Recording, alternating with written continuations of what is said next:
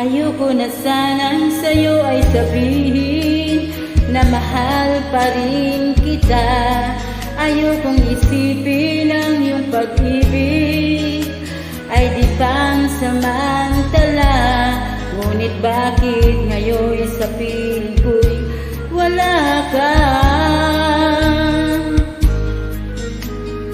Hindi ko maamin sa aking sarili na may mahal ka pang iba. Anong pagkukulang nitong aking puso at sinasaktan mo pa? Tuluyan bang ako ay lilisanin mo na?